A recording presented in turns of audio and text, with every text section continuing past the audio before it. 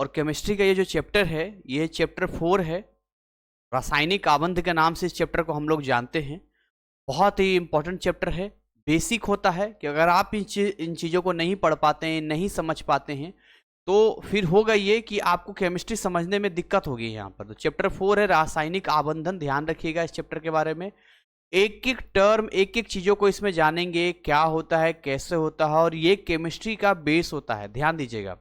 Reason ये है कि अगर केमिस्ट्री का बेस हमें मजबूत नहीं होता है तो चीज़ों को हम समझ नहीं पाते और कर नहीं पाते हैं। तो सबसे पहला जो स्टार्टिंग इसके अंदर है वो हम लिखते हैं, और यहाँ पर आपको हम एक एक टर्म को क्लियर करवाते हैं। सारे बच्चे यहाँ पर ध्यान देंगे चीज़ों को। सबसे पहले हम चैप्टर का नाम लिखते हैं, और ये अपना है चैप्टर 4 रासायनिक आबंधन। रासायनिक आबंधन इसको बोलते हैं। ठीक है। तो रासायनिक आबंधन में जो सबसे पहली चीज हमें पढ़ना है, तो फर्स्ट थिंग जो हमें यहाँ पढ़ना है वो हमें यहाँ पर पढ़ना है, इसके बारे में पढ़ना है। तो सबसे पहला पढ़ना है संयोजक इलेक्ट्रॉन के बारे में। संयोजी इलेक्ट्रॉन भी बोलते हैं, संयोजक इलेक्ट्रॉन भी बोलते हैं। तो हम यहाँ लिखते हैं संयोजक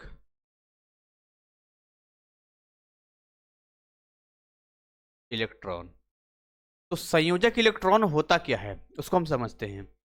जब आपने पढ़ा होगा अध्याय 2 में, परमाणुविक संरचना में आपने पढ़ा होगा कि जब आप किसी भी परमाणु का उसका इलेक्ट्रॉनिक विन्यास बनाते हैं और जब उसको उनके कक्षाओं में उनके इलेक्ट्रॉनों के साथ दिखाते हैं, के कक्षा, एल कक्षा, एम कक्षा दिखाते हैं, ठीक है, तो उस दौरान आपने देखा होगा कि जो सबसे बाह्यतम कोष में इनके जो इलेक्ट्रॉन होते हैं वो इनके संयोजक कोष कहले जाते हैं, और संयोजक कोष में उपस्थित जो इलेक्ट्रॉन होते हैं वही संयोजक इलेक्ट्रॉन कहलाते हैं। तो संयोजक इलेक्ट्रॉन, संयोजी इलेक्ट्रॉन दो अलग अलग चीजें हैं। संयोजक कोष में उपस्थित इलेक्ट्रॉन को हम लोग कहते हैं संयोजक इलेक्ट्रॉन। लेकिन हमें यह भी समझना है कि जब रासायनिक आबंध होता है यहां पर तो संयोजी इलेक्ट्रॉनों का बड़ा खेल होता है। तो पहले तो मैं संयोजक इलेक्ट्रॉन यहां लिख देता हूं।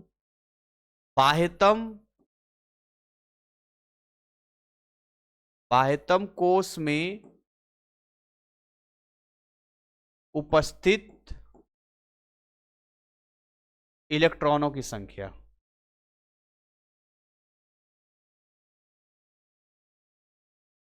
अभी मैं इसलिए यहां पर इतनी आसानी से बता पा रहा हूं कि मैंने आपको सारा बता दिया है। जैसे कि मान के चलिए उदाहरण में लेता हूं, और मैं उदाहरण ऑक्सीजन का ले लेता हूं। तो अगर हम ऑक्सीजन का उदाहरण लेते हैं, इसका सिंबल O होता है और परमाणु संख्या इसका 6 होता है। इसका जो जेड होता है 6 नहीं 8 होता है, 8वें नंबर पे आता है। तो इसका अगर मैं यहाँ पर बनाऊंगा तो कुछ इस तरीके से बनेगा। ऐसा बनेगा।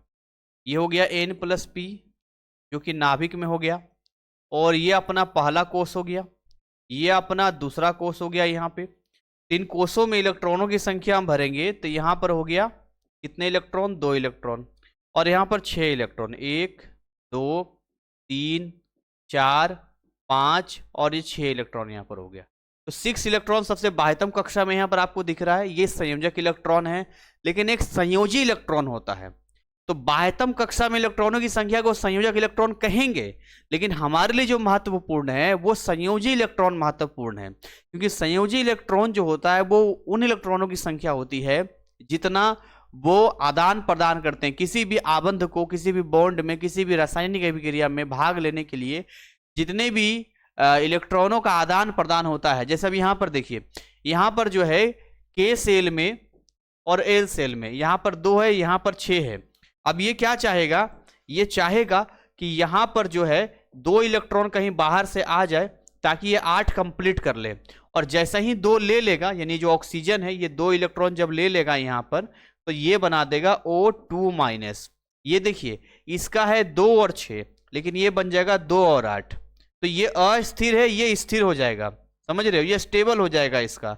तो अपने को स्टेबल करने के लिए इलेक्ट्रॉन को ले रहा है।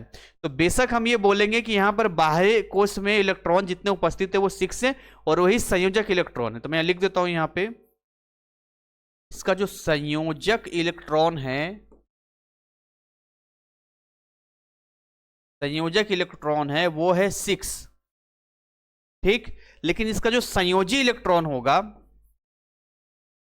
इसका जो संयोजी इलेक्ट्रॉन होगा, जिसको संयोजकता भी बोलते हैं हम लोग, संयोजी इलेक्ट्रॉन बोलते हैं, या आप ये बोल सकते हैं डायरेक्ट संयोजकता बोल दीजिए आप, संयोजकता, संयोजकता, संयोजकता जो इसका होगा, इसका 2 होगा। संयोजकता क्या होता है यहां पे? तो संयोजकता में हम ये बोल सकते हैं जितने इलेक्ट्रॉन को ग्रहण या निष्कासन किया जाता है, निष्कासन किया जाता है, ये होता है संयोजकता। अब मान के चलिए कि सोडियम का केस अगर होता है यहां पे, तो सोडियम केस में क्या बन जाता है यहां पे, देखिए अगर यही केस सोडियम का हम लेते तो मान लेते हैं, सोडियम का लेते हैं, N+P नाभिक KLM, और हम किसका केस ले रहे हैं? सोडियम का ले रहे हैं यहां पे, सोडियम। सिंबल कैसा है? Na, और एटॉमिक नंबर कितना है? 11। तो इसको हम सजाएंगे 11, कैसे सजाएंगे? यहां पर 2 8 1 करके सजाएंगे, यानी 2 यहां पर आ गया और 8 आ गया अगले वाले में, 2 3 4 5 6 7 और 8, और यहां 1 दे देते हैं। तो इस मतलब इस स्थिति को देखते हुए हमें यह समझ में आ रहा है कि ये अपना सोडियम है, अगर ये अपना 1 इलेक्ट्रॉन किसी को दे देता है तो ये बना देगा Na+, क्योंकि इस केस में इसका 2 8 और 1 है और इसका केवल 2 8 है, तो ये स्टेबल हो जाएगा यहाँ पे। भाई इसको कोई थोड़ी ना 7 इलेक्ट्रॉन दे देगा, ये चाहेगा कि सबसे बाह्य कोश में हमारा 8 इलेक्ट्रॉन पूर्ण हो, बट 8 इलेक्ट्रॉन को पूरा करने के लिए कोई है जो 7 इलेक्ट्रॉन देगा? कोई नहीं देगा। तो मजबूरन अपना ही 1 इलेक्ट्रॉन ये क्या करेगा? किसी को देना चाहेगा। और जब रसायन की भाषा में किसी को भी आप इलेक्ट्रॉन देते हैं तो उस पर एक धन आवेश आता है, और जब आप इलेक्ट्रॉन को ग्रहण करते हैं तो उस पर ऊपर ऋण आवेश आता है। जितने इलेक्ट्रॉनों को आप देते हैं उतना ही ऊपर हम आवेश लिखते हैं। यहाँ 1 इलेक्ट्रॉन को निष्कासन किया गया है, इसलिए केवल 1 धन आवेश है, जबकि यहां पर देखेंगे इसने 2 इलेक्ट्रॉनों को ग्रहण किया था, इसलिए मैंने 2 नेगेटिव लिखा था। तो छोटी छोटी चीजें होती है जो आपको यहां पर आना चाहिए, समझ में आना चाहिए, क्लियर होना चाहिए यहां पे। तो मैंने यहां पर लिख दिया यहां पे।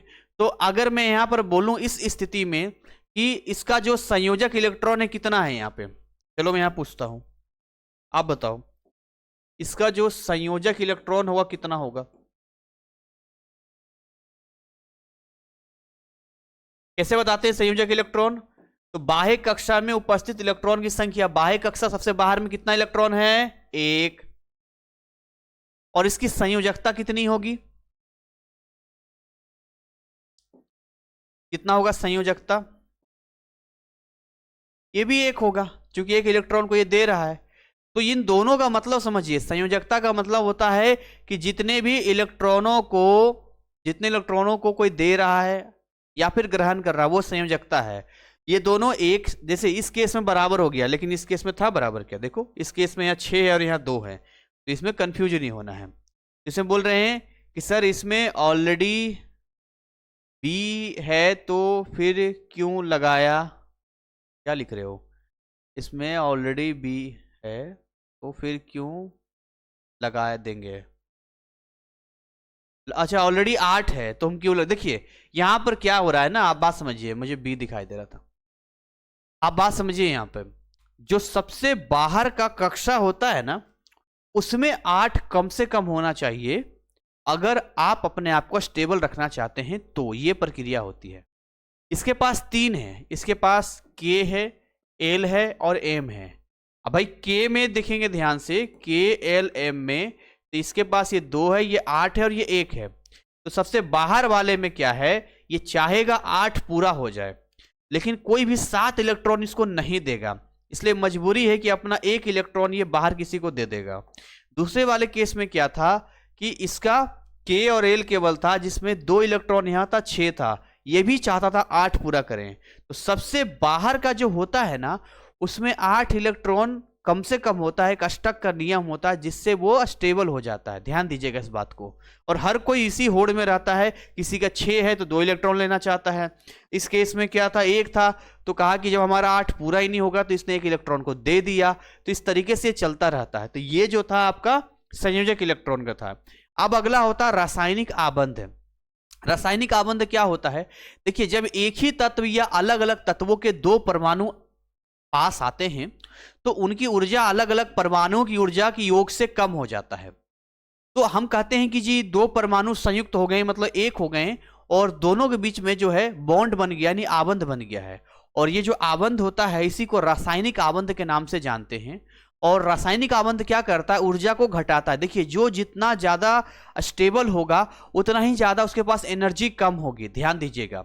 और जो ज्यादा अनस्टेबल होगा, ज्यादा बेचैन होगा, उसके पास ऊर्जा ज्यादा होगा यहाँ पर। तो मैं कक्षा को लेकर चलना, हाँ कक्षा को लेकर चलना पड़ेगा आपको, ठीक है। तो हम यहाँ रासायनिक आबंध लिखते हैं, रासायनिक आबंध।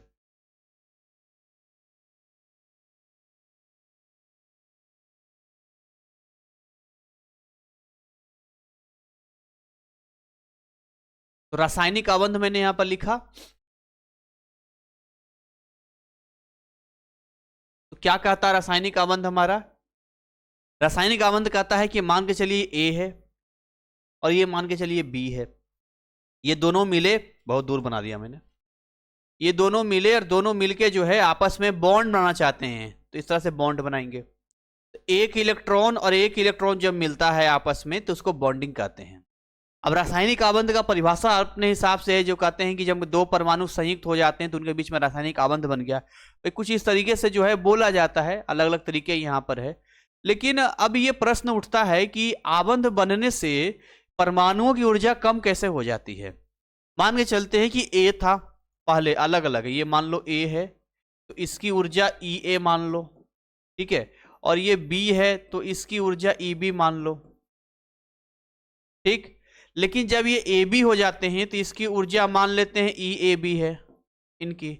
तो ऐसा देखा गया है कि जो अपना ई ए बी है वो कम होता है, और अगर अलग अलग आप जोड़ोगे तो ये ज्यादा मिलेगा आपको। जब ये स्वतंत्र थे ना, ये स्वतंत्र वाली अवस्था में, ये जब स्वतंत्र थे और ये जब संयुक्त हो गए, तो ऐसा क्यों होता है, ऐसा क्यों होता है कि आबंध बनने के बाद जो ऊर्जा होता है वो कम हो जाता है। तो इसका उत्तर है इनके इलेक्ट्रॉनिक विन्यास से है। देखिए आप जानते हैं कि उत्कृष्ट गैसें जो होती है अन्य तत्वों से मिलकर यौगिक नहीं बनाती है। जैसे कि आपका नियोन था, आपका आर्गन था, जो ऑलरेडी जिनके लास्ट में 8 इलेक्ट्रॉन है यहाँ पे। लेकिन जो उत्कृष्ट नहीं है वो क्या चाहेगा, अपने आप को उसके जैसा बनने की कोशिश करेगा। यहाँ पर देखिए, अब यहाँ पर देखिए, इसका जो ऊर्जा होगा और इसका ऊर्जा होगा, इसका ऊर्जा कम होगा, इसका ऊर्जा ज्यादा होगा, क्योंकि ये परेशान था उस टाइम पे 1 इलेक्ट्रॉन की वजह से। यहाँ देखिए, यहाँ पर देखिए, इसका ऊर्जा ज्यादा होगा, इसका ऊर्जा कम होगा, क्योंकि 2 इलेक्ट्रॉन लेके शांत हो गया है। तो भाई सिंपल सी बात है, हम ये सिंपल से कह सकते हैं कि जब आबंध बनता है तो आबंध बनने के दौरान वो अपने इलेक्ट्रॉन को एडजस्ट करते हैं, जिसकी वजह से उनका ऊर्जा क्या होता है, कम हो जाता है मिलने की वजह से। तो ये रीजन मैं आपको बता रहा हूं जिससे कि आपका ऊर्जा यहाँ पर क्या हो रहा है, कम हो जा रहा है। यहाँ पर इलेक्ट्रॉनिक विन्यास इसलिए डिटेलिंग में आपको चैप्टर 2 में भी पढ़ाया है, यहाँ भी पढ़ाया, सारी चीजें यहाँ पर बताया है यहाँ पे। तो उत्कृष्ट गैसों का जो, अब अगर हम बात करें यहाँ पर, तो उत्कृष्ट गैसें कभी भी जो है ना निष्क्रिय होते हैं, वो कभी भी आपके रासायनिक आबंध में भाग नहीं लेते हैं, याद रखिएगा, क्योंकि उसके पास ऑलरेडी 8 इलेक्ट्रॉन होता है।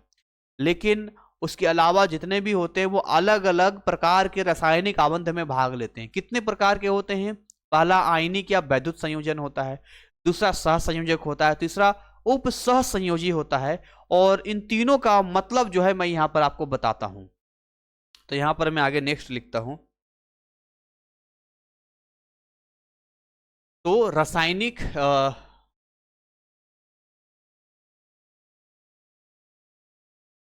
आबंध के प्रकार, आबंधों के प्रकार।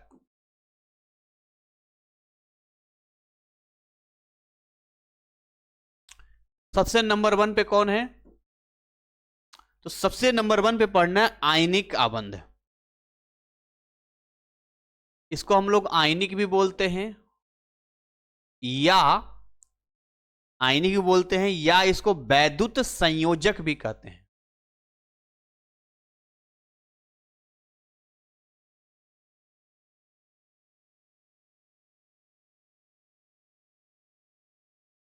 ठीक है। अच्छा, दूसरा जो होता है हमारा, वो हमारा होता है सह संयोजक होता है।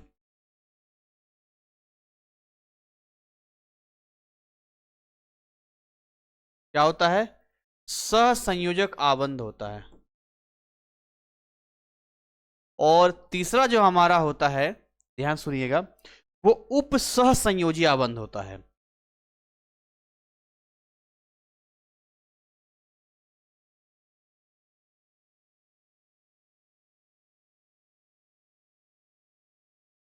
ये 3 प्रकार के आबंधों के बारे में यहां पर हमें पढ़ना होता है। तो जब हम आयनिक आबंध की बात करते हैं या सहसंयोजक आबंध की बात करते हैं, इन सबों में क्या फर्क होता है वो आपको यहीं पर मैं क्लियर कर देता हूं, जिससे कि आगे आपको कोई दिक्कत या परेशानी यहां पर ना हो। ठीक है।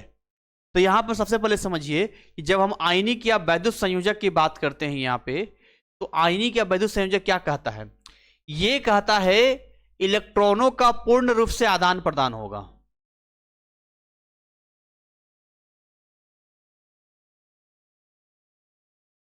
इलेक्ट्रॉनों का पूर्ण रूप से आदान प्रदान। ठीक है। आप लोग रेगुलर लाइव में कनेक्ट रहिए, ऐप में जो है आप लोग कनेक्ट रहते हैं, पेड कोर्स आपने लिया है, और इसमें जो है आपका 60 दिनों के अंदर हमारी तैयारी ऐसी है कि हम इस सिलेबस को कंप्लीट कर देंगे। बीच में मैराथन लेना पड़ा तो मैराथन भी लेंगे, लेकिन पूरे सिलेबस को कंप्लीट करेंगे, बस मेहनत करते चलना है। बाकी जो बाहर बच्चे हैं भाई ठीक है, अपने हिसाब से पढ़ रहे हैं, लेकिन बहुत सारे बच्चे हिंदी मीडियम के हैं जिनको कोई समझ नहीं आ रहा है। अब उन्हें जैसे से पता चल रहा है वो आपके क्लासेस आपके साथ ज्वाइन कर रहे हैं। तो इसमें लिखा है कि हाँ ठीक है, कमेंट में लिखा है, तो ये लिखा है इलेक्ट्रॉन का पूर्ण रूप से आदान प्रदान होगा। जैसे एग्जाम्पल आपको उदाहरण बताते हैं, ये मान के चलिए Na+ है और ये Cl- है। सोडियम ने अपना एक इलेक्ट्रॉन दिया क्लोरीन को, और क्लोरीन ने एक इलेक्ट्रॉन लिया, इस पर धन आवेश इस पर ऋण आवेश। तो इस तरीके से जब इसको हम यहाँ पर बनाते हैं ऐसे करके, इस तरीके से, तो ये बनता है NaCl, सोडियम क्लोराइड बनता है।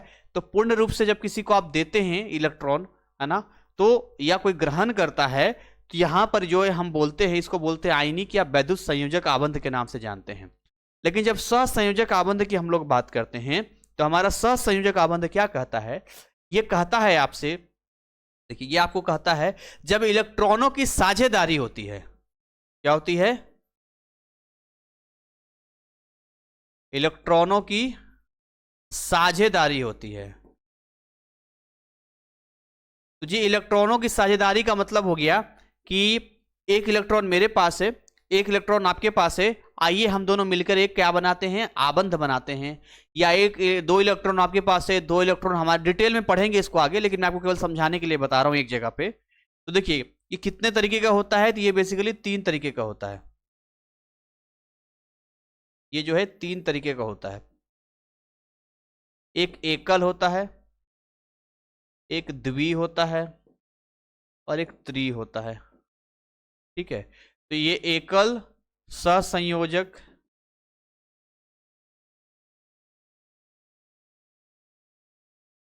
द्विसहसंयोजक, सहसंयोजक और त्रिसहसंयोजक। ठीक है, ये 3 होते हैं। तो एकल वाले में क्या होता है कि जब एक एक इलेक्ट्रॉन की साझेदारी होती है तो उसको एकल कहते हैं। ये ए है, ये बी है, इसने एक एक इलेक्ट्रॉन लिया और एक बॉन्ड बना दिया, तो सिंगल बॉन्ड बन गया, मतलब एकल आबंध बन गया। जब दो दो इलेक्ट्रॉन की साझेदारी होती है तो हम कहते हैं द्वि है, यानी ये ए है और ये बी है, इनके पास 2 इलेक्ट्रॉन, इनके पास है 2 इलेक्ट्रॉन, इनके पास है, तो भाई ये डबल बॉन्ड में दो द्वि आबंध बना लेंगे, ये एकल आबंध, द्वि आबंध। और उसी प्रकार से जब 3-3 इलेक्ट्रॉन की साझेदारी होती है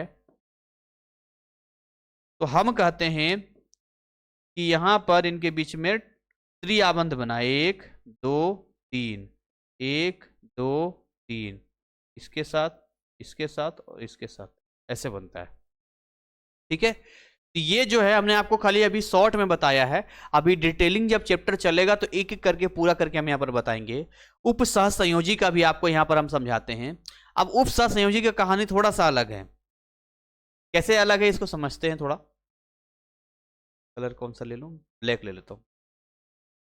ये इसलिए अलग है कि मान लेते हैं कि अब ये ए है और ये बी है।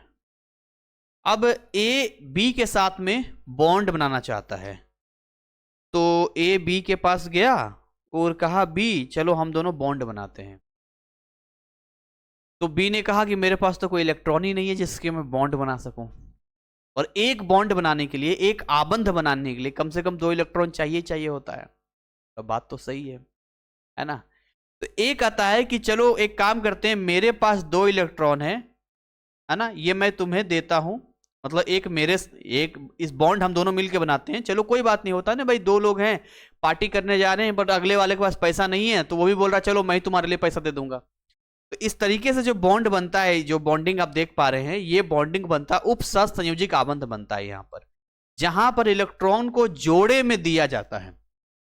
ठीक है, तो एक दाता होता है देने वाला और एक ग्रहण करने वाला होता है। तो ये देने वाला दाता हो गया और ये ग्रहण करने वाला हो गया। ठीक है, ये ग्रहण करने वाला हो गया। यहां पे बात को समझिए। यहां पे तो जो दाता और इलेक्ट्रॉन, इन सब में जोड़े में इलेक्ट्रॉन को दिया जाता है। तो यहां जोड़े में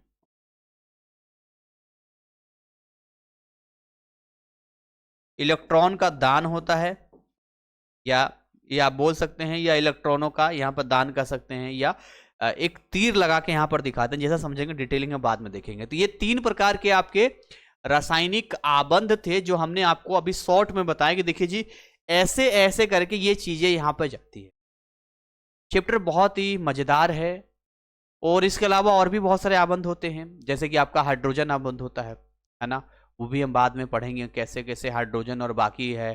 तो ये सारी चीजें एक एक करके पढ़ेंगे, लेकिन अभी स्टार्टिंग है तो एक एक करके हम देखते हैं, समझते हैं कितना कितना जाता है। तो सबसे पहले मैं आपको और डिटेलिंग लेके आता हूं, और डिटेलिंग लेके आना चाहूंगा आयनिक या वैद्युत संयोजन में। तो यहां पे और डिटेल लेके आते हैं। आयनिक आबंध, और डिटेल में इसको पढ़ते हैं। तो जी आयनिक आबंध की जब हम बात करते हैं ना यहाँ पे, तो यहां पर आपने देखा है, एक एग्जाम्पल आपसे ले रहे हैं, जैसे मान लो सोडियम है। अब सोडियम क्या कर रहा है, अपना एक इलेक्ट्रॉन बाहर निकाल रहा है, यानी Na+ और यहां पर एक इलेक्ट्रॉन ये मिलेगा तो वापस बन जाएगा। यहां पे आप जानते हैं इसका इलेक्ट्रॉनिक विन्यास 2 8 1 होता है, और इसका कितना होता है 2 और 8 होता है कि नहीं होता है ना। तो इस स्थिति में जब सोडियम अपने से एक इलेक्ट्रॉन को बाहर निकालेगा, तो यहां जो इंथैल्पी में परिवर्तन आएगा, इंथैल्पी सर क्या होता है, तो ऊर्जा का एक रूप होता है, जितना ऊर्जा में परिवर्तन उसको इंथैल्पी हम लोग कहते हैं। ठीक है, तो यहां जो इंथैल्पी का परिवर्तन आएगा वो इतना आएगा, डेल्टा H बराबर, इसको डेटा कई बार याद रखना पड़ता है, कई बार नहीं भी याद रखेंगे, 493.8 किलो जूल पर मोल, है ना। 493.8 किलो जूल पर मोल। डेल्टा H क्या है, इंथैल्पी परिवर्तन है। तो ये आपका है इंथैल्पी परिवर्तन।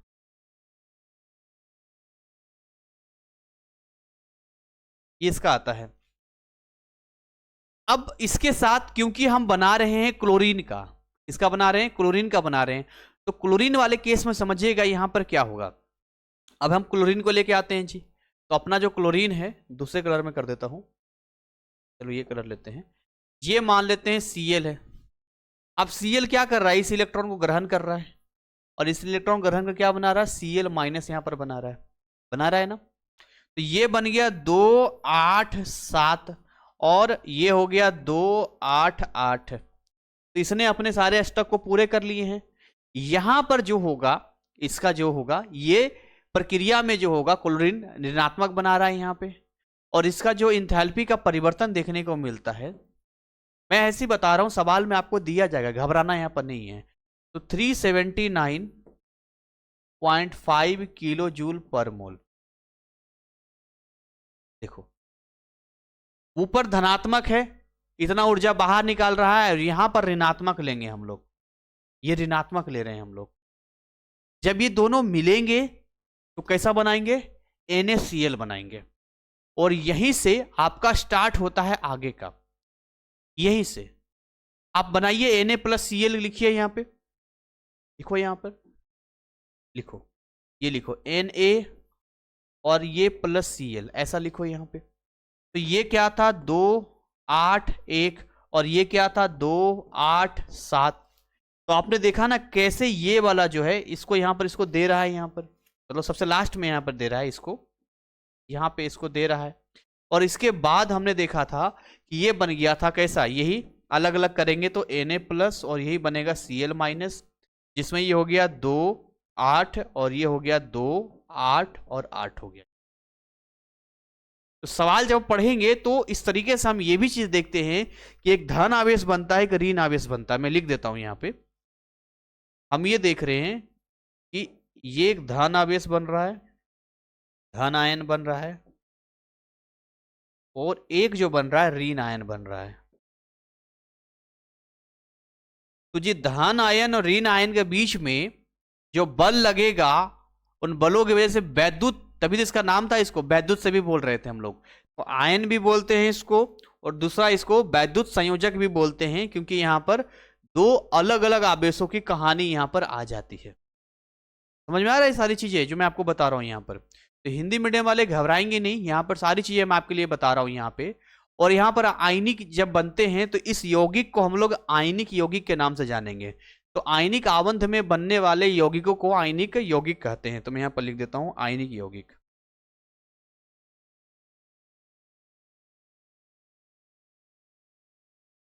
आयनिक यौगिक,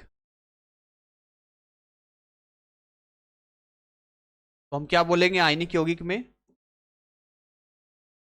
आयनिक आबंधों से बनने वाले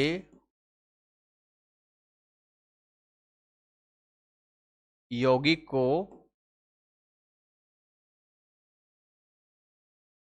क्या बोलते हैं, आयनिक यौगिक के नाम से जानते हैं।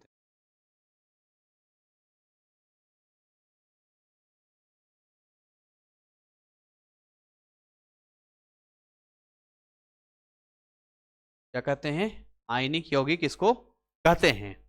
ठीक है, तो जो भी चीजें हमने यहां पर पढ़ा है वो NaCl का पढ़ा है। इसमें बहुत सारी चीजें आप यहाँ पर, इससे आप ये भी पूछ सकते हैं कि जब क्लोरीन परमाणु जो है क्लोराइड आयन बनने में कम ऊर्जा उत्सर्जित करता है, तो सोडियम परमाणु से सोडियम आयन बनने में अधिक ऊर्जा क्यों अवशोषित होता है, ये भी आप पूछ सकते हैं। तो ऐसे बहुत सारी चीजें जो आगे हम पढ़ेंगे तो आपको डिटेलिंग बताते चलेंगे। तो इसमें कुछ सवाल ऐसे भी होंगे जो मैं आपको यहाँ पर समझाऊंगा, बताऊंगा कि ये चीजें ऐसे जाती है, वो जाती है। ठीक है, और सोडियम और क्लोरीन से जो NaCl का निर्माण हो रहा है वो एक स्टेप में नहीं होता है, वो आगे के कई स्टेप में होता है। तो कुछ तो मैंने यहां पर आपको बताया था डायरेक्ट कि इतना इतना जाता है, लेकिन अगर आपसे सवाल में पूछ दिया जाए कि भाई बताइए कितने कितने स्टेप में वो पूरा होगा, कैसे कैसे जाएगा, तो हम कैसे बताएंगे। तो सबसे पहला जो काम होता है उसको समझिएगा कि जब दो परमाणु आपस में आते हैं तो सबसे पहले वो गैसियस फॉर्म में आते हैं, मतलब सबसे पहले वो गैस बनते हैं। मतलब यहाँ पर जो ठोस सोडियम है वो पहले गैसियस सोडियम बनेगा, और उसके बाद उसके आयन की इंथैल्पी की हम बात करेंगे जो हमने डिटेल किया था, वही क्लोरीन के साथ होगा, फिर उसको हम मिलाएंगे। तो हम आइए देखते हैं NaCl के बनने की प्रक्रिया। इसका उदाहरण पहले लिख लेते हैं, का उदाहरण हम दे देते हैं, जैसे कि NaCl, NaCl हो गया, या MgBr मान लीजिए इत्यादि। आप बना के देख लेना, यहाँ पर बहुत सारे मिल जाएगा आपको यहाँ पर। ओके, तो नेक्स्ट पेज में आपको दिखाते हैं यहाँ पे कि जो आपका NaCl का निर्माण कैसे होता है। सोडियम क्लोराइड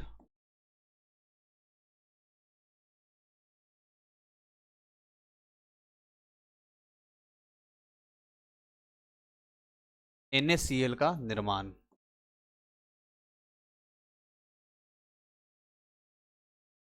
तो सबसे पहला स्टेप की बात करेंगे हम लोग, स्टेप 1 की बात करेंगे यहां पे। पहले प्रक्रिया की बात करेंगे। स्टेप 1 में होगा क्या कि इसको बोलते हैं पूर्ण उष्मा ऊर्ध्वपातन बोलते हैं। पूर्ण उष्मा ऊर्ध्वपातन बोलते हैं। अब पूर्ण उष्मा ऊर्ध्वपातन में क्या होगा कि जो अपना ठोस सोडियम है वो गैसीय सोडियम परमाणु में बदलेगा। जो ठोस सोडियम है, ठोस सोडियम से गैसीय सोडियम परमाणु में बदलेगा।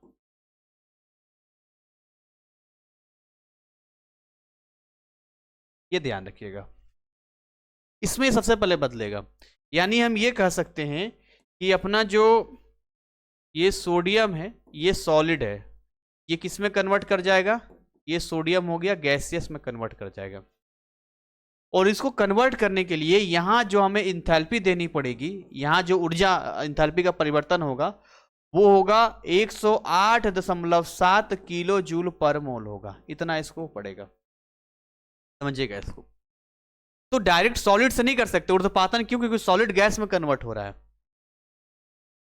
समझ में आ रही? कुछ कमेंट में पढ़ लेता हूं यहां पे।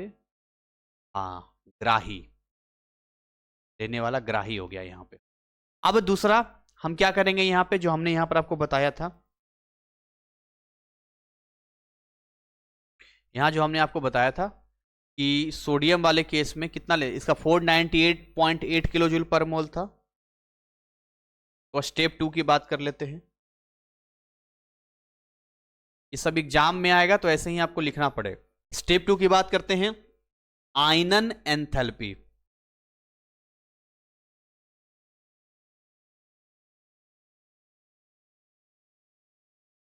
इसकी बात कर रहे हैं हम लोग, आयनन एंथैल्पी की बात कर रहे हैं, मतलब गैसीय सोडियम परमाणु से सोडियम आयन बनेगा।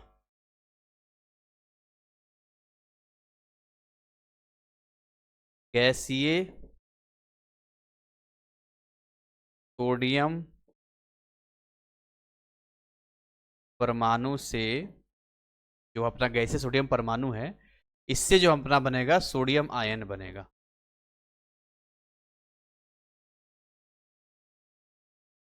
ये हमने बना दिया, ये हमने बना दिया कि सोडियम आयन बन गया यहां पे। लेकिन कैसे दिखा देते हैं जरा। तो हमने कहा कि जो Na गैसियस है ना, ये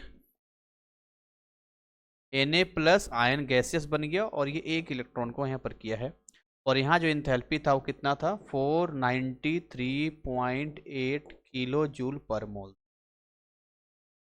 इस तरीके से था यहाँ, ठीक। तो अब यहां पर देखिए, यहां जो चीजें आपको दिख रही है, पहला पूर्ण उष्मा ऊर्ध्वपातन हुआ, दूसरा आयनन एंथैल्पी हुआ, और यहां तक हम पहुंच गए हैं। तो अभी हम बात कर रहे हैं किसकी, आयनन एंथैल्पी की बात कर रहे हैं। उसके बाद हम बात करेंगे वियोजन ऊर्जा की, तीसरे स्टेप में, स्टेप 3।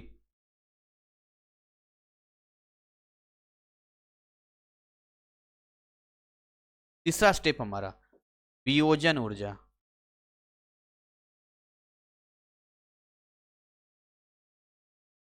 तो अपना जो वियोजन ऊर्जा होगा यहां पर, अब क्लोरीन की बात करेंगे।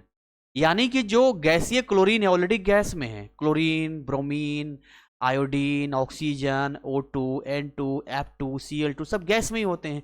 भाई यहाँ मजबूरी था, सॉलिड से हमने गैस में कन्वर्ट किया, ठोस से गैस में ले गए यहाँ पे। लेकिन जो ऑलरेडी गैस में है, तो अब होता क्या, ये सारे दो दो के रूप में होते हैं, Cl2, Br2, O2। तो इनको पहले सिंगल करना पड़ेगा, मतलब वियोजन करना पड़ेगा, इनको थोड़ा अलग करना पड़ेगा। यहाँ कुछ कमेंट कर रहे हो यहाँ पे,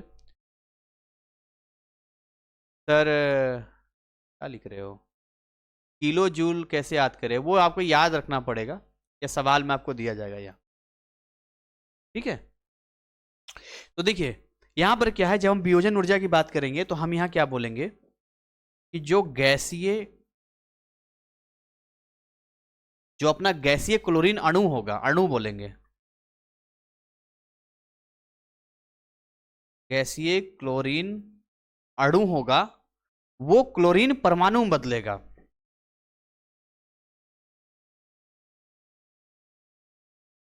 क्लोरीन परमाणु में बदलेगा वो। जब वो क्लोरीन परमाणु में बदलेगा, यानी आप ये कह सकते हैं यहां पे कि हाफ Cl2 आधा करेंगे, और ये गैसियस है और ये Cl गैस में कन्वर्ट हो गया। अभी तो 2 से 1 किया हमने हाफ करके यहाँ पे, और इसका जो डेल्टा H यहाँ पर जाएगा, अलग अलग मान होता है, जैसे इसका लगभग 120 के आसपास है, तो इसको बोलेंगे 120.9 किलो जूल पर मोल। देखिए अभी भी स्टेप अधूरा है, यहाँ Na+ तो बन चुका है, लेकिन अभी Cl- हम नहीं बना पाए हैं। अभी जैसे कैसे कोई मान लो कि आपको कोई सब्जी बनानी हो तो पहले सब्जी लाते हैं खरीद के, फिर उसको है ना धोते हैं, काटते हैं, छीलते हैं, तब तो बनता है। वैसे ही अलग अलग स्टेप होता है, अलग अलग स्टेप को हम फॉलो कर रहे हैं। तो 3 स्टेप तक हम पहुंचे जहां पर हमने केवल Cl किया है। उसके बाद अभी हम देखेंगे कि ये Cl जो है Cl- में कन्वर्ट होगा ना, कन्वर्ट है यहाँ पर। यानी हम ये कहेंगे कि गैसीय क्लोरीन परमाणु का क्लोराइड आयन में परिवर्तन होगा स्टेप 4 में। तो नेक्स्ट पेज में कर देता हूं मैं।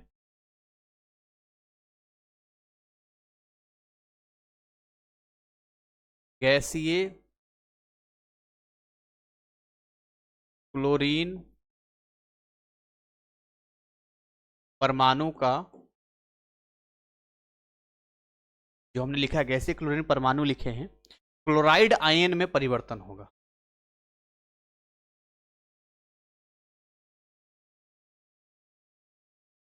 ये पीडीएफ आपको इसी वीडियो में अपडेट कर दिया जाएगा।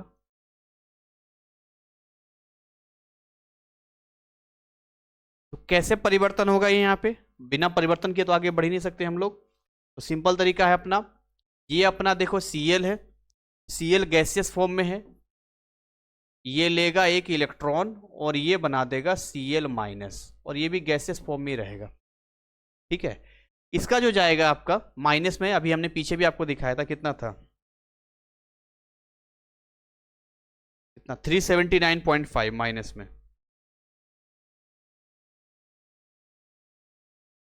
-379.5 किलो जूल पर मोल।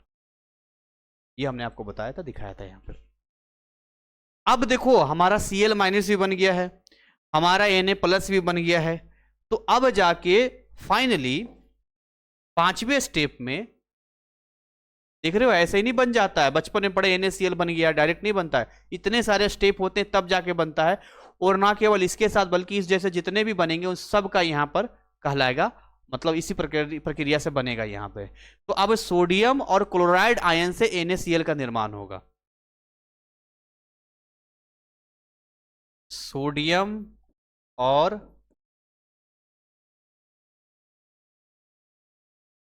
क्लोराइड आयन से NaCl का निर्माण होगा। कैसे NaCl का निर्माण करेंगे हम लोग, इसको हम लोग क्रिस्टल या जालक बनना भी कहते हैं। तो यहां पे देखिए,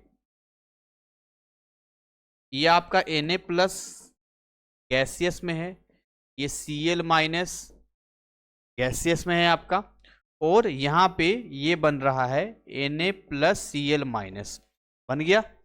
अब ये बन गया सॉलिड में, क्योंकि क्रिस्टल बन जाता है यहाँ पर, क्रिस्टल, क्रिस्टल भी कहते हैं या इसको जालक भी कहते हैं, तरह से भी कहते हैं इसको।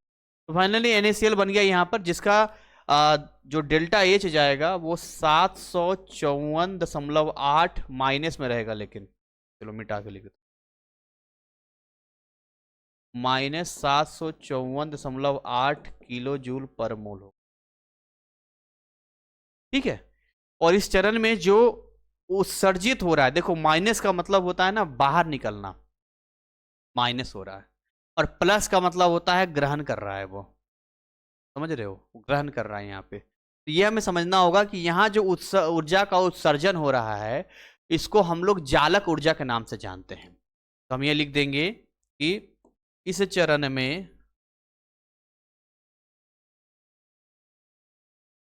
उत्सर्जित ऊर्जा को चालक ऊर्जा कहा जाता है।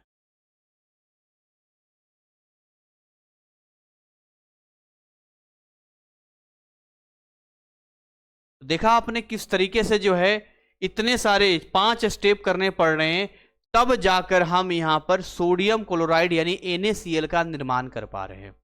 ठीक है, और अगर ओवरऑल मैं यहां पर आपको बताऊं कि इन सारे स्टेप का ओवरऑल कैलकुलेशन करके बताऊं तो ये कुछ इस तरीके से जाएगा। यहां ओवरऑल बता देता हूं मैं। ओवरऑल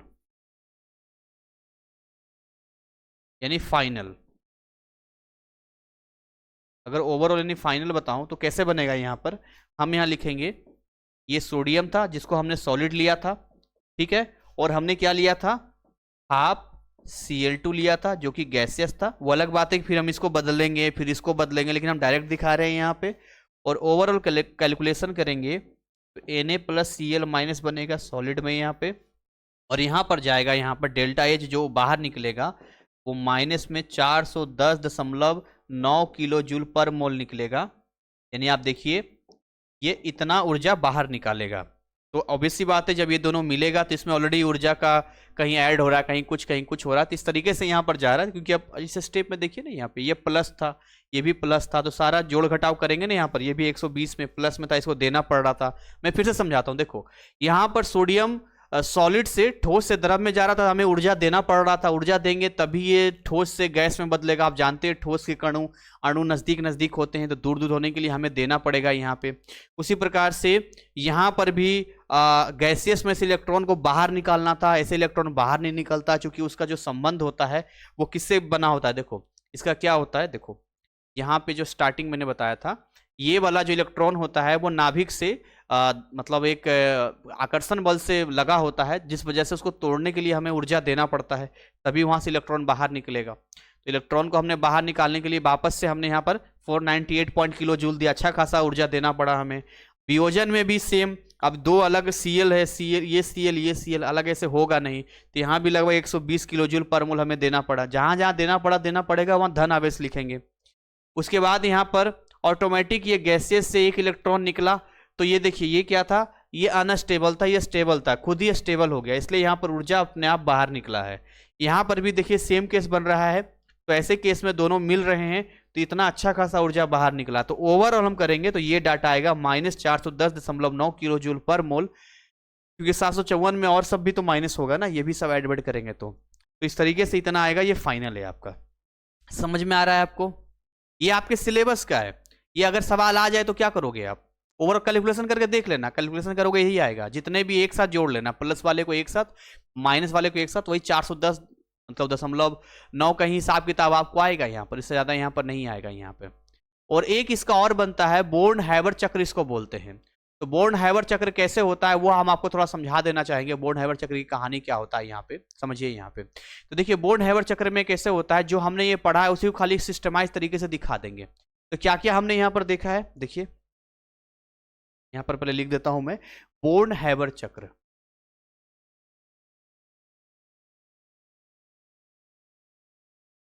बोर्न हैबर चक्र, तो इसमें जो चीजें हमने पढ़ा उसी खाली दिखा देते हैं, ये बहुत इंपॉर्टेंट है, आपसे पूछा जाता है इसलिए मैं आपको बता रहा हूं। तो सबसे पहले आप क्या कर रहे हैं, आपका सोडियम है, जी हाँ सोडियम है, वो सॉलिड में है, सॉलिड में है। आपने क्या लिया, हाफ Cl2 लिया, वो गैसियस में था, हाँ गैसियस में था। फिर आपने क्या किया यहाँ पे, तो यहाँ पर आपने देखा यहाँ पर बना Na+ और Cl-, ये सॉलिड बना, यहाँ पर NaCl बेसिकली बनेगा, एक दूसरे को उदासीन कर लेगा तो ठीक है, अच्छी बात है। अब जब आप यहां पर कर रहे हैं तो यहां पर एक एंथैल्पी दिखाएंगे, कैसा एंथैल्पी होगा, तो यहां पर फ्यूजन का होगा, तो डेल्टा यहाँ F लिख देंगे और ये H लिख देंगे, यहाँ पर इस तरीके से दे देंगे, अलग अलग दिखाएंगे आपको, अलग अलग मतलब इसका होता है, तो ये एक एक करके आपको समझाएंगे यहाँ पे।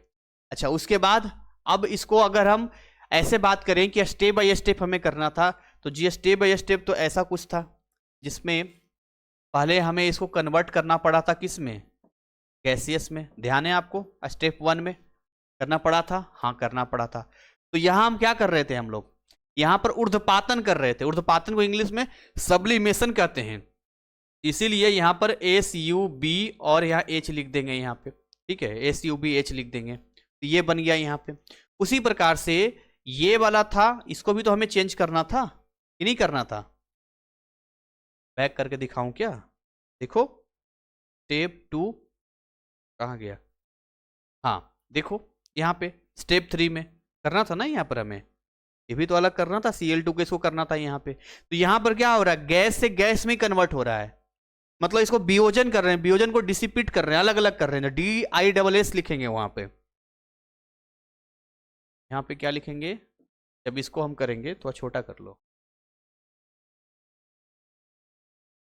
DISS और ये H, ठीक है, इस तरह से लिखेंगे यहाँ पर हम लोग। तो ये किस में बदल गया? Cl गैसेस में कन्वर्ट हो गया, यहाँ पे हो गया। अच्छा, तो स्टेप जो हम फॉलो कर रहे हैं वही हम आपको बता रहे हैं यहाँ पे। उसके बाद हमने देखा था कि ये जो Cl था इसको भी तो आयन में बदलना था। अगला स्टेप देखो, ये देखो ये Cl भी आयन में बदल रहा है यहाँ पे। अब यहाँ पर गैस से गैस में तो हो रहा है, लेकिन आयन का निर्माण हो रहा है जिसमें हमें ये इंथैल्पी ऊर्जा देना पड़ रहा है यहाँ पे। तो जब ये देगा यहाँ पे इस तरीके से, यहाँ पर क्या बन जाएगा, यहाँ पे Cl माइनस बन जाएगा, Cl माइनस गैसियस का यहाँ पर निर्माण हो गया, ठीक, समझ रहे हैं। और यहाँ जो ऊर्जा को हम लोग दिखाएंगे, जो इंथैल्पी को दिखाएंगे, ऊर्जा मैं बोल देता हूँ बट इंथैल्पी ऊर्जा लगभग सेम ही यहाँ पर है। तो यहाँ पर डेल्टा EGH अलग अलग जगह के दिखा देते हैं, डिटेल होता है, लिखना पड़ता है यहाँ पर बेसिकली। और ये जो Na था इसको भी हमें कन्वर्ट करना था कि नहीं कन्वर्ट करना था, बताइए, कमेंट है तो आप मुझसे पूछिए। कन्वर्ट करना था ना, ये कन्वर्ट कैसे होगा? यहाँ पे मान लो यहाँ से सीधे मैं यहाँ लेके आ जाता हूँ और इसको बना देता हूँ Na+ गैसियस में ही। तो ये वाला जब इसमें कन्वर्ट होगा तो इसमें जो आयन में बदल रहे हैं, तो यहाँ लिखेंगे आयन और ये लिखेंगे H, हर जगह पे मैंने पीछे बता दिया यहाँ पर। और वापस से फाइनली हम ये देखते हैं कि ये दोनों मिलके इसका निर्माण करते हैं, और इसको लैटिस बोलते हैं इंग्लिश में। जब एक क्रिस्टल बनता है तो लैटिस बोलते हैं। जितना भी मैं बताता हूँ आपको लैटिस के बारे में, LAT और ये H हो गया यहाँ पे।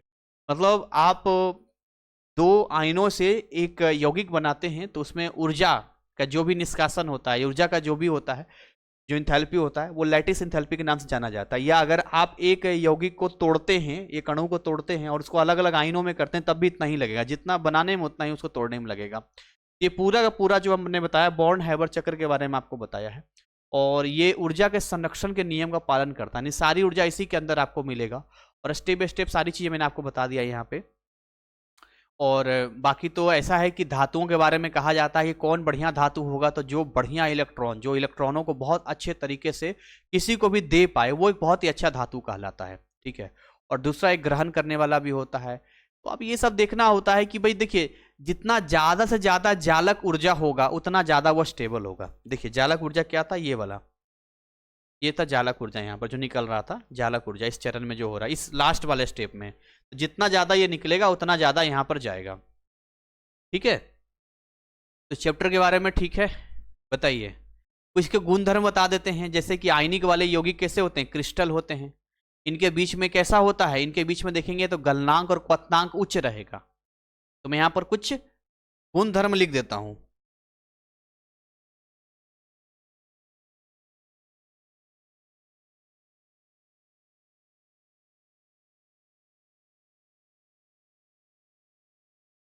आयनिक यौगिकों के गुण धर्म, तो कैसे गुण धर्म है? तो सबसे पहला पॉइंट यहां पर हम बात करेंगे, जो आपसे फर्स्ट पॉइंट, टाइम भी आपका होने वाला है। तो फर्स्ट पॉइंट हम बात करेंगे कि इनका जो स्ट्रक्चर होता है वो कैसा होता है। ये कठोर होते हैं, भंगुर होते हैं। मैं शॉर्टकट में लिख देता हूं, कठोर होते हैं, भंगुर होते हैं। कठोर और लिख देता हूं, और भंगुर। देखिए होता क्या है, कठोर मतलब हार्ड, भंगुर मतलब तोड़ेंगे तो टूट जाएगा। यहाँ पर 3D स्ट्रक्चर इसका होता है, और क्रिस्टलीय ठोस होते हैं ये।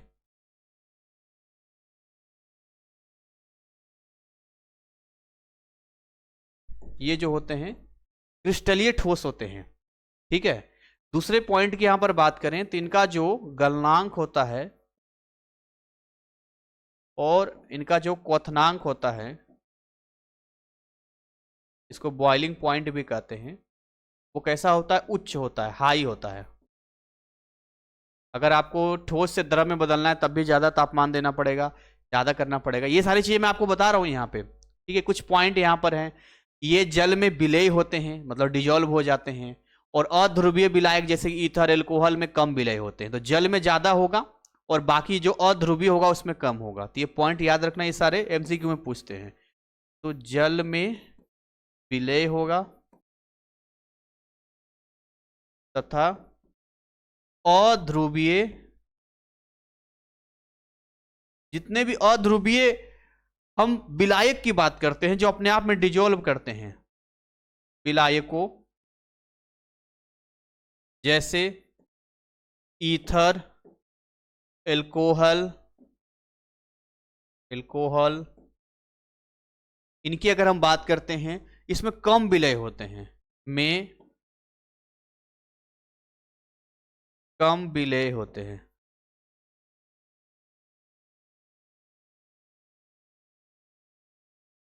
ठीक है, उसके बाद जो है आगे हम बात करेंगे इनका जो जलीय विलयन होता है। जैसे मान लो NaCl, इसको पानी में डिजोल्व कर दो और अगर वो गलित अवस्था में है तो आराम से विद्युत का चालन करेगा वो। जैसे मान लो एक ऐसा लेते हैं, फोर्थ पॉइंट, जलीय विलयन। एक तो जलीय विलयन हो गया और एक गलित अवस्था भी ले सकते हैं। जो गलित अवस्था होगा, इन दोनों में ही विद्युत का चालन करेंगे। ये क्या करेंगे? विद्युत का चालन करेंगे। जैसे उदाहरण के लिए आपको बताना चाहेंगे कि मान लेते हैं ये है, इसके अंदर बहुत सारा है, इसके अंदर हमने NaCl डाला, ये ब्रेक कर गया Na प्लस में, Cl माइनस में, Na प्लस में, Cl माइनस में। तो जितना नेगेटिव वो इलेक्ट्रॉन है, और इलेक्ट्रॉनिक की वजह से यहाँ पर क्या होगा? विद्युत का वो चालन करेंगे। जैसे तार में करंट जाता है वैसे इसमें करंट जाएगा यहाँ। तो आज की क्लास को मैं यहीं तक रखता हूँ। आगे अभी बहुत सारी चीजें इस चैप्टर में सीखना है, जानना है, समझना है। और मैं आपको ये भी बता दूं कि ये चैप्टर बहुत ही इंपॉर्टेंट है, इसलिए मैं इतना डिटेलिंग में एक एक करके लिख लिख के आपको बता रहा हूं। अगर आप चाहते हैं कि इसको और अच्छे से किया जाए तो आप इस ऐप में जो आप पढ़ रहे हैं, जो GCC NIS क्लासेस ऐप में जो आपने इनरोल किया, जो कोर्स को परचेज किया है आपने, तो इस कोर्स के अंदर जितने भी लेक्चर्स आएंगे, जो क्लासेस होंगी, उसको जो ज्वाइन करते रहिए, कंप्लीट करते रहिए, और फिर देखिए मैजिक कैसे चीज़ें आपके लिए आसान हो जाती है। और स्टडी मटेरियल आपको यहीं पर सारा प्रोवाइड किया जाएगा, यहीं पर आपको मिलेगा। तो कहीं भटकने की जरूरत नहीं है, किसी बुक की जरूरत नहीं है, कहीं भी डिस्टर्ब होने की जरूरत नहीं है। बस क्लासेस ज्वाइन कीजिए, मेहनत कीजिए, जो होमवर्क देते हैं वो कंप्लीट कीजिए, और ऑटोमेटिक आपका 80-90% आएगा। सिंपल सी फंडा है। ठीक है, तो बाकी तो जो बच्चे चाहें तो वेबसाइट से भी कनेक्ट कर ही सकते हैं। जिनका ऐप में अगर लग रहा है कि भाई आईफोन वगैरह है, जिनको अगर इशू है, तो वेबसाइट पे चले जाइए GCC NIS क्लासेस का, वहाँ से भी आप हमारे क्लासेस को ज्वाइन कर सकते हैं। तो मैं ऑप्शन बता रहा हूँ, कभी ऐसा हो तो कर सकते हो। तो इसी के साथ आज के सेशन को यहीं पर मैं बाइंड अप कर रहा हूँ। अगले क्लास में आने से पहले मैं चाहूँगा कि आप इनको अच्छे तरीके से कंप्लीट कीजिएगा, और ये PDF आज की क्लास में आपको अपडेट कर दिया जाएगा। ठीक है, यहीं पर इसको मैं बाइंड अप कर रहा हूँ।